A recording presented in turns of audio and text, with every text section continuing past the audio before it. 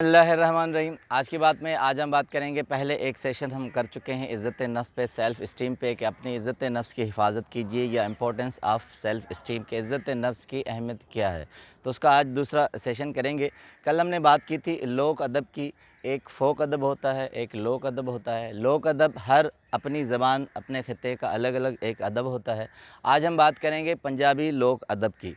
तो दो उसमें शार्ट मोटिवेशनल स्टोरीज़ हैं, फिर उसमें नतीजा अक्स करेंगे कि इज़्ज़त नफ्स की किस तरह हिफाजत की जाती है, इम्पोर्टेंस किस तरह होती है, या उसको कैसे महफूज किया जाता है। तो एक जो है पंजाब के गांव का वाक़या है। लोक अदब दास्तान में कहते हैं कि एक गांव में, पंजाब के एक गांव में एक पहलवान था, बहुत ताकतवर था, उसका कोई भी सानी नहीं था, उसके सामने कोई भी हिम्मत नहीं करता था। मगर वो अपनी ताकत को बरकरार रखने के लिए क्या करता था, वो सुबह सवेरे अपने घर से निकलकर बाहर खड़ा हो जाता था। एक गरीब और लागर शख्स यानी कमज़ोर शख्स वहाँ से गुज़रता और उसे मारता, ठुड्डे मारता और उसे पीटता, और इतना मारता कि वो हाथ बांधकर उसके सामने खड़ा हो जाता और कहता कि तुम पहलवान हो, बहुत ताकतवर हो, तुम्हारा कोई भी गांव में सानी नहीं है। ये इसकी रोज़ रूटीन थी, ये इसका रोज़ काम था। तो एक मर्तबा, कई अरसे तक ये सिलसिला चलता रहा, तो एक मर्तबा जो लागर कमज़ोर शख्स था, उसने सोचा घर पे रात को कि मैं रोज़ मार खाता हूँ और रोज़ मैं उसके सामने हाथ बांधता हूँ और पहलवान को ताकतवर शख्स कहता हूँ, तो रोज़ मेरी इज़्ज़त नफ्स ख़त्म होती है। चूँकि मैं उसका मुकाबला नहीं कर सकता, मैं एक कमज़ोर शख्स हूँ, तो कम से कम मैं इतना तो कर सकता हूँ कि मैं उसे पहलवान मानने से इनकार कर दूँ। दूसरे दिन वो पहलवान अपने घर के बाहर खड़ा हुआ, वो शख्स गुज़रा, तो उसने उसको मारना शुरू किया। जब बहुत मार के थक गया तो उसने कहा, अब बोलो कौन ताकतवर है, मैं पहलवान हूँ, मेरा कोई मद्दे मुकाबिल है, मैं नाकाबिले तस्कीर हूँ। तो उस लागर शख्स ने कहा कि नहीं, तुम पहलवान नहीं हो, तुम ताकतवर नहीं हो, इस गांव में तुम इतने ताकतवर नहीं हो कि तुम्हारे सामने कोई न बोल सके। अब वो पहलवान आग बगोला हो गया, तेश में आ गया और मारने लगा। फिर मारकर उससे पूछा कि बोलो, मैं पहलवान हूँ, मैं ताकतवर हूँ। तो उसने कहा नहीं, तुम ताकतवर नहीं हो। फिर इतने जोश में आ गया पहलवान कि उसे इतना मारा कि वो शख्स फोत हो गया। अब उसके फोत होने के बाद गांव वालों को मालूम हुआ कि एक लागर शख्स ने उसे पहलवान मानने से इनकार कर दिया, ज़रूर इसमें कोई ऐसी कवात है कि वो पहलवान वाकई नहीं है।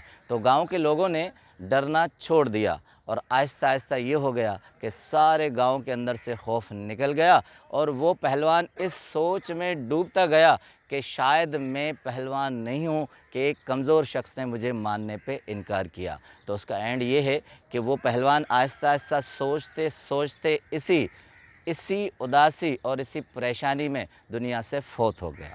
अब दूसरा एक किस्सा है लोक दास्तान का, फिर हम कनेक्टिविटी करेंगे कि एक ताजर था पंजाब के गांव का, वो अपना माल सामान लेने के लिए शहर गया। जब शहर गया, सामान वगैरह ख़रीदो फ़रोख्त के बाद वो वहाँ से आया तो एक जंगल का रास्ता था।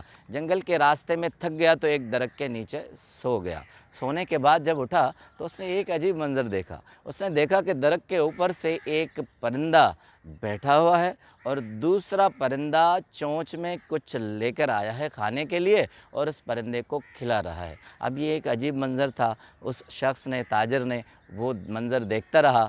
जब देखा कि उस परिंदे ने दूसरे को खिलाया और वहाँ से उड़ गया। अब ताजर के जहन में आया कि एक परिंदा भूखा है, दूसरे ने उसे खिलाया है, वो मज़े से बैठा रहा है, ये कुदरत का काम है, उसने खिलाया, तो मैं क्यों इतनी मेहनत करूं, मैं शहर में जाकर तिजारत करूं और इतनी दौड़ धूप करूं, मैं क्यों नहीं वो परिंदा बन जाऊं कि जिसे मज़े से खाने पीने को मिलता है। अब यही आज़माने के लिए वो उसी जंगल में थोड़ी दूर वहीं लेट गया। लेटने के बाद जब वो उठा तो एक बुज़ुर्ग वहाँ से गुज़र रहे थे और उनसे जब उनकी हाल अहवाल हुआ, बात हुई, तो उन्होंने उसको खाना दिया। अब उस ताजर का और यकीन मज़बूत हो गया कि मैं उस परिंदे की तरह मज़बूती से खा सकता हूँ। तो कहते हैं कि 2-3 दिन गुज़र गए और वो बुज़ुर्ग उसके लिए खाना ले आता। एक दिन बुज़ुर्ग ने उससे पूछ लिया ताजर से कि आपको कहाँ जाना है, क्या सफ़र है आपके, हालात क्या हैं। तो ताजर ने बताया कि इस तरह मैं शहर से आ रहा था तो एक परिंदे ने दूसरे परिंदे को खिलाया, तो मैंने कहा क्यों ना मैं इस तरह बन जाऊं। तो अब सुनिए कि उस बुज़ुर्ग ने क्या कहा। बुज़ुर्ग ने उसे कहा कि आपने तो उस परिंदे को देख लिया जो खा रहा है, मगर उस परिंदे को नहीं देखा जो खिला रहा है। तो अब ये इज़्ज़त नफ्स की एक बात है।